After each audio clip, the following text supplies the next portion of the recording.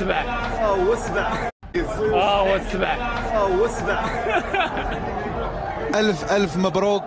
اثنين من المهاجمين معنا، شنو يمكن تقولوا لنا على هذه المباراة الكبيرة اللي خلات المغاربة فرحانين وشحال هذه ما فرحوش؟ بسم الله الرحمن الرحيم. بسم الله. الحمد لله رب العالمين. بالنسبة لي انايا كانت مباراة صعيبة بزاف. اهم حاجة هو الكوليكتيف ديال الجروب اللي قدمنا، كنلعبوا مجموعين كنديفونديو مجموعين. حافظنا على الشباك ديالنا، هذا هو اهم حاجه بالنسبه لنا. وكنشكر الجماهير اللي حضروا معنا وساندونا 90 دقيقه، والحمد لله انت كما شتي كما اكدنا عليهم في الماتش اللي فات، قلنا لهم بالله غنحققوا الفوز ان شاء الله وحققناه.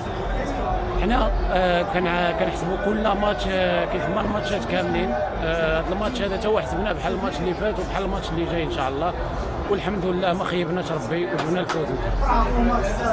حمد الله، هذا اليوم تاريخي، شنو كيشكل لك الفوز في مباراة في كأس العالم أمام منتخب قيمة بلجيكا؟ بسم الله الرحمن الرحيم. اللهم لك الحمد. أول حاجة هذا من فضل ربي، وثاني حاجة يعني من دعوات 40 مليون مغربي، أنه كلهم كانوا ورانا في هذه المباراة وتايقين في هذه المجموعة اللي كنعتبرها أنها مجموعة كيف قلت قبل، أن هذه المجموعة يعني أنا شخصيا عمري شفت جروب أو مجموعة بهذا الشكل. كنا إخوان، كنا كنضحكوا مع بعضياتنا، ما عندناش مشكل شكون اللي يبدا في الأول شكون اللي يدخل في الآخر. أهم شيء النتيجة تكون لصالح المنتخب ديالنا. اللهم لك الحمد.